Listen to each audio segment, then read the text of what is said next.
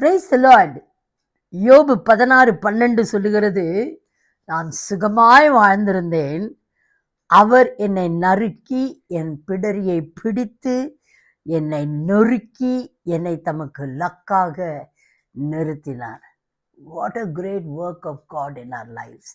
அருமையான தெய்வ ஜனமே, இன்னைக்கும் அநேகர் நினைக்கலாம், நம்ம எவ்வளோ சொத்து சுகத்தோட, எவ்வளோ மேன்மையோட, மரியாதையோட, புகழ்ச்சியோட நம்ம வாழ்ந்துகிட்டு இருந்தோம். இன்னைக்கு நம்முடைய நிலைமையை பார்த்தா யாருமே அண்டக்கூடாதபடி தனிமையான ஒரு பாதையில் நான் போய்கிட்டு இருக்கிறேன்னே, இப்படி என் வாழ்க்கை ஒரு சோகமாயிடுச்சேன்னு நினச்சி நீங்கள் ரொம்ப கவலைப்பட்டுக்கிட்டு இருக்கலாம்.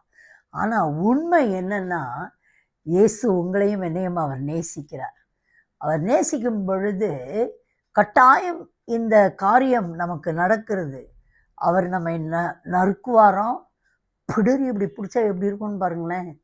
பிடரியை பிடிச்சி அவருக்கென்று லக்காய் நம்மை நிறுத்துகிறாராம்.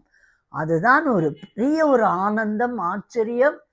அதுதான் அவர் தருகிற ஒரு மேன்மையான ஆசீர்வாதம். இந்த காரியம்தான் நம்மை பரலோகத்துக்கு கொண்டு செல்லும். அதனால் கவலைப்படாதிருங்கள். Things will not remain the same. It will keep changing.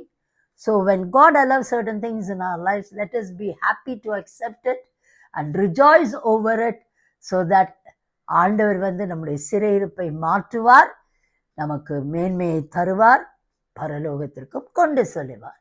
May God bless you with this prophetic word today. Amen.